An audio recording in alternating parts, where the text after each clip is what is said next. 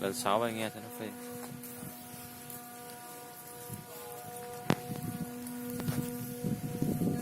Như ngày xưa, nếu mà ngày xưa tao mà biết nhiều thì hồi đấy đã làm rất là nhiều video rồi. Hay giờ lần về hẳn không có chỉnh. Chỉnh làm gì đang hay. Nhưng mà nó vẫn kêu hay. Hơi ngảnh ngảnh thì sáo khi kêu còn hay. À không phải, mà nó hứng gió nhiều.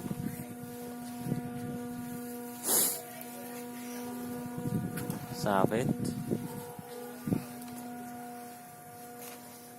Việt Nam mình nhiều người yêu diều sáo mà mình phát triển riêng cho Thái Bình hay. Là một kênh video.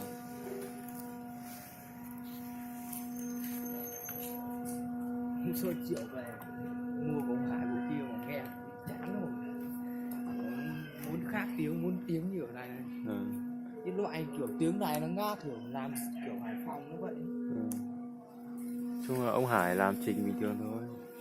Thái Bình nó chỉ nghiêng một chuông thôi. Chuông làm này là tầng, gọi là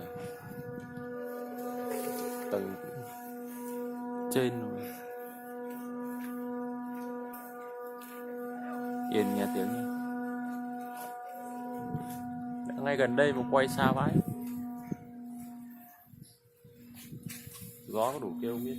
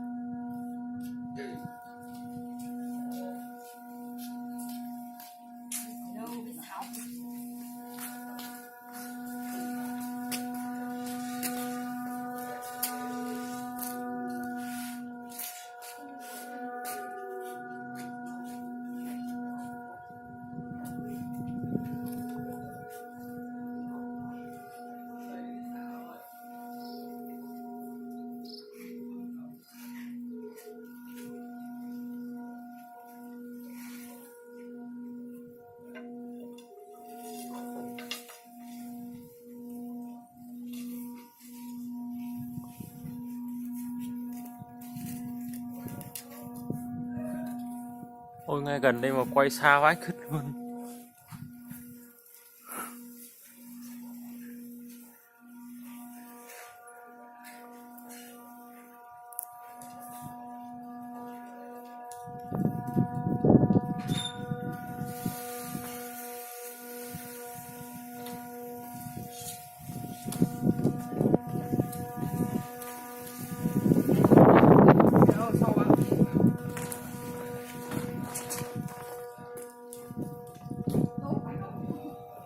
Chó xích hết rồi.